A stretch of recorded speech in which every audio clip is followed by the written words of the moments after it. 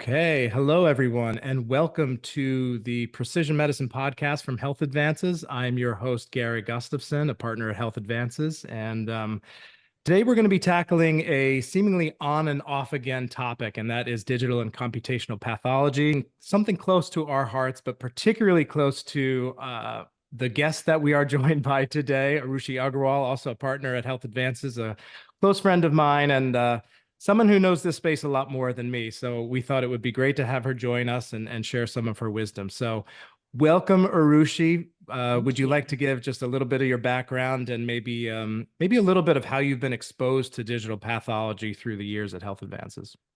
Yeah, thanks for having me. So as Gary mentioned, I'm a partner here at Health Advances. I co-lead our precision medicine practice. And a lot of the work I do is broadly in the digital space of digital pathology, digital biomarkers, but just generally have an interest in sort of bringing together digital technologies and using that to enable precision medicine kind of across the patient journey. I think on again, off again is a really great way to describe digital pathology, and that pretty much describes my journey at Health Advances. And I think it's dabbled around working with some of the product companies and thinking about, how do we sell a scanner or a certain software for image storage, then working with some of the algorithm companies, then having the algorithm companies kind of go away, then having them come back. And then more recently, I think what's been really cool to see, and probably where we'll spend a lot of our time chatting today, is pharma and their interest now in using digital pathology as a tool to identify new patient cohorts, to develop new targeted therapies, and really finally embracing this area of the pathology world as a new enabler for opportunities in the companion diagnostic world. So very exciting. Right, that's great. So maybe a good place to start might be around definitions, right? I mean, digital pathology can mean a lot of different things to a lot of different people. I think we've, in the past tried to define the use cases, right? And to use the use cases as ways to think about how to characterize the definitions of digital pathology. And shameless plug, some of the work that we've recently done and published in the Journal of Diagnostics was, looking at barriers and drivers of adoption, but also starting with some thoughts around actually defining use cases. So thought you can do this a lot better than I can. I thought, I'd pull up a slide that you've developed and you can talk us through a little bit about how, you should be thinking about the various different levels of adoption. Yeah, I think this is a great place to start. And it's so important with any new area and new technology to really think about definitions and frameworks and kind of aligning on that. And I think one of the maybe pitfalls of digital pathology has been we've kind of defined it all as one thing, and we'll go through these in a moment, but we've sort of, when we say digital pathology, I think everyone's mind goes to, oh, an algorithm that's going to help me figure out what's going on a slide and answer all my questions for me so I don't have to look at a microscope anymore. And that creates a lot of fear, it creates a lot of pushback and a lot of skepticism around whether or not this is a technology that's ready for prime time. But really, when we think about the world of digital pathology, we think of it as encompassing every step of the process of digitizing slides and using those digital images to do something. So all the way at the beginning, from image acquisition, just scanning glass slides to generate virtual whole slide images, that in and of itself is the first step to adopting digital pathology. Image storage, whether it's local or cloud-based, to have that organized repository of digital images that can be used in real time or over time. And then there's the image interpretation. And even that has different levels of, just viewing an annotation and finding regions of interest, or truly that aided analysis where you start to overlay algorithms and other interpretation software to actually get a clinical answer. So again, every single piece of this contributes to the ecosystem of digital pathology. And we see adoption across all of these various different steps. And those first two steps are truly the infrastructure building that will allow us to really, get even further along in the image interpretation world. And that's where we need to start kind of facilitating that expansion to be able to make sure everyone has the technology and infrastructure they need to kind of move forward. Got it. Got it. Yeah, no, this graphic is great. Good. So maybe I love simplicity. If we can think about it as a very simple four levels of adoption in digital Yeah. pathology, I think Mhm. everybody can kind of put that in their head of think, all right, are we at level one, two, three, four? Where are we? Mhm. There's different institutions. So remind me. So what are our four levels? Yeah, so I would say level one is having a scanner. Level two is having a place to store the images, and probably level one and two are interrelated kind of together. Then there's level three when you start to get into the image interpretation, which is around just viewing an annotation. And then that sort of peak level and where I think all of our brains go when we think digital pathology is actually using algorithms and other software to help interpret images and actually give you a yes, no answer, some sort of other decision that you can relay back to a clinician. Perfect. So it seems to make sense. It seems like a no-brainer. Why do we have such limited adoption, at least of all four levels, but even level one and two? Like, I don't think we're very broadly adopted, especially in the US here.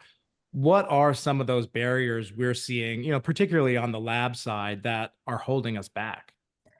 Yeah, I mean, I think like any new technology, it's expensive, it's new, it's unknown. I think there's just a lot that people have to get their heads around. Understanding, the investment. You have to buy a new scanner. You have to invest in more servers or cloud-based software. That comes with its own security concerns and getting your IT departments on board with that. Then you actually have to potentially change your workflow in the lab to make sure that there's time to scan all those images and actually have them digitized. And until you invest in that, you're not really going to be able to take advantage of any of it. So there's a lot of changes that need to happen. And then, I alluded to this before, and we always joke, everyone's joking now, is AI going to take my job? I mean, that's been a concern about digital pathology for years, and a lot of the reason why the labs have been pushing back, which is again because the brain goes to, oh, it's an algorithm that's going to obviate the need for an anatomic pathologist.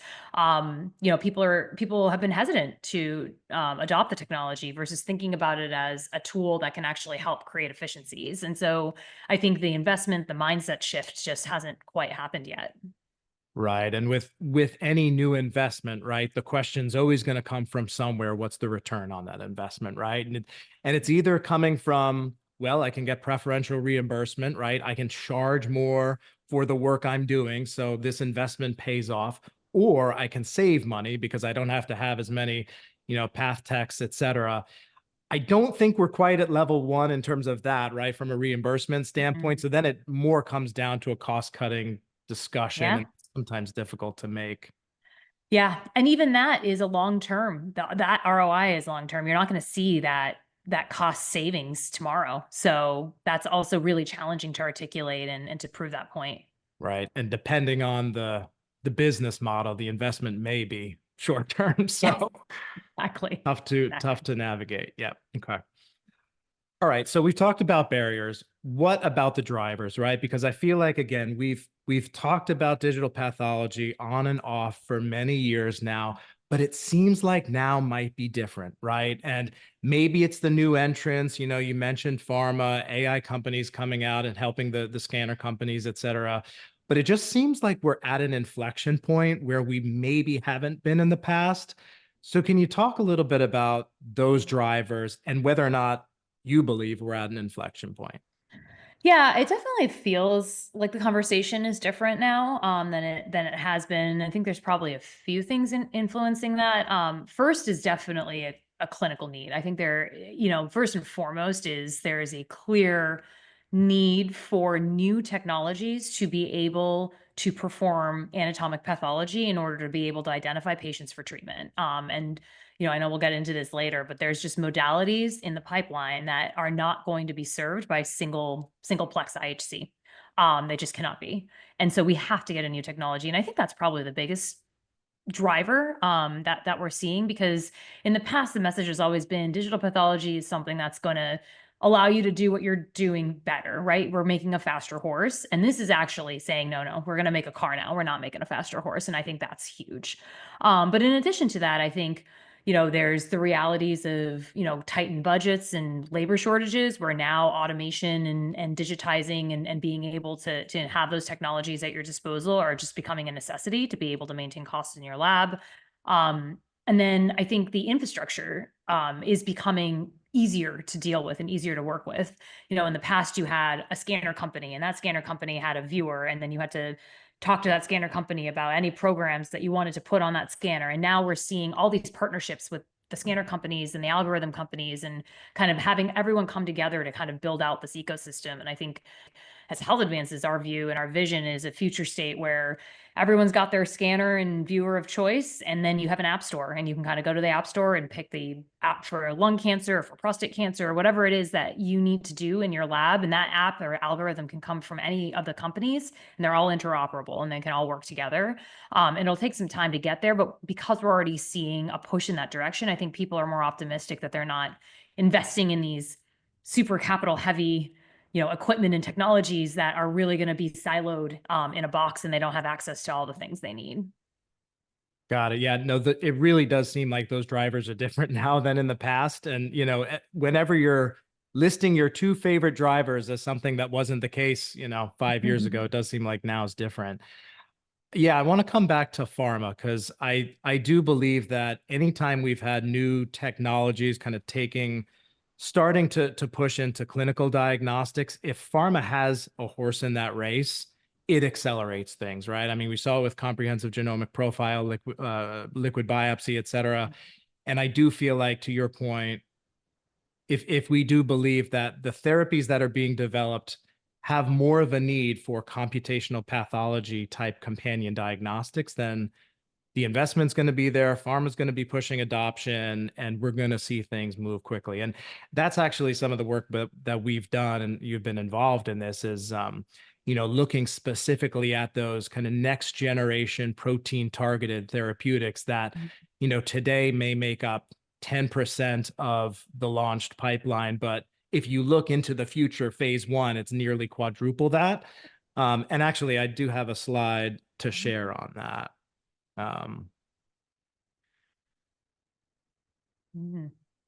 So first we did, just a quick look at the oncology clinical development pipeline, and first just split it between protein-directed therapies straight up and other therapies. And even that's starting to tell a story, right? 30% launched, but if you look into the future, phase three, phase two, phase one, now we're 51% in phase one. So at the high level, protein directed therapies are more likely, or that's the universe of computational digital pathology, potential companion diagnostics and biomarkers. But we took it a step further and cut the protein directed therapies by your traditional monovalent antibodies, right? Which is the majority of what we have today, right? Herceptin, et cetera.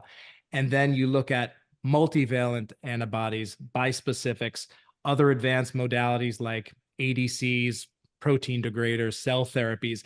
These in the light blue are the type of therapies that really need multiplexed IHC. You've got multiple targets or protein-protein interactions, something going on that really requires, to your point, a car instead of a horse, right? And when you look at that, 10% today, quadrupling into the future, I do feel like we're at an inflection point, right? So very interesting, to see all this. So we know pharma's interested, and anytime pharma is interested in driving the adoption of a new diagnostic technology, clearly there's a lot of questions there, right? Strategy questions. How do we get this adopted, in labs that aren't necessarily, built for it today?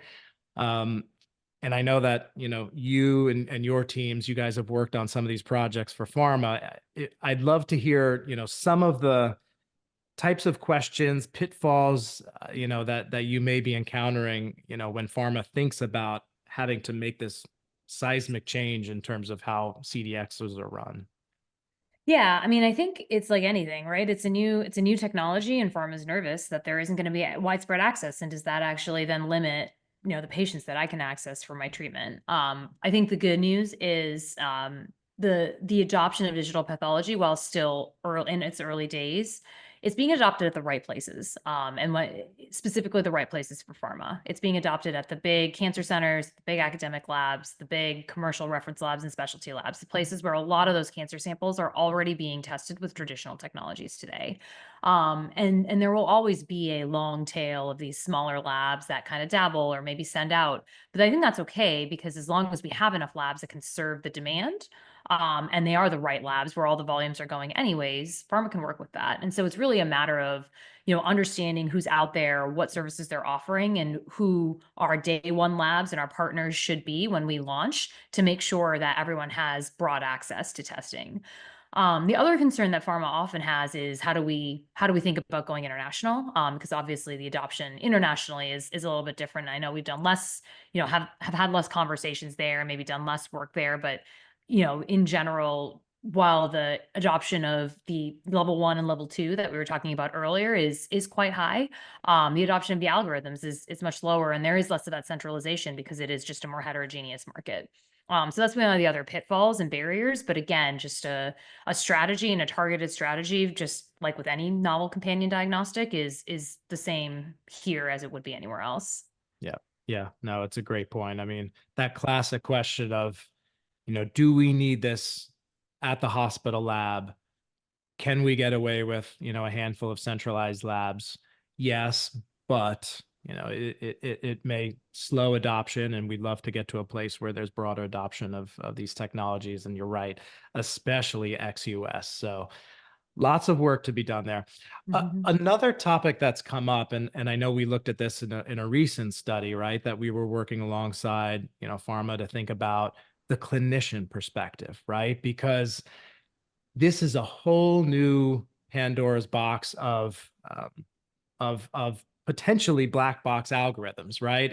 It's no longer, I've got PCR telling me yes, no, it's an EGFR mutation. It's we have a computer making interpretation and telling me that we've met some threshold to, to prescribe this therapy. And despite maybe an FDA stamp of approval, there still could be some concerns there on, can I trust this computer to tell me what to do with my patient?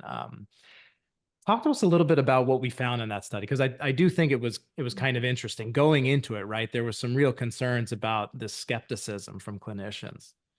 Yeah, no, I think, as our thought was we were going to hear a lot of skepticism and a lot of, this is not for me. I'm really worried about this. But I think the response was more positive than I would have imagined. But again, it's like anything. It wasn't 100% of people. It probably wasn't even close to 100% of people. You have to find your champions early. And I think that, again, it's the case with any novel technology, but there are champions out there. There are folks that are using digital pathology today, whether it's for clinical trials or for other research purposes, but they have used it, they've seen the value, they've been burned in the past by not being able to find the right treatment for a patient because the nothing was found on the slide, because it turns out it was so hard to find. You needed a more than the human eye. They recognize some of the value there. And I think partnering with those folks and using them as the voices of this is where we need to go next will help bring along those skeptics. In addition to things like you're mentioning, like FDA approval and guideline inclusion.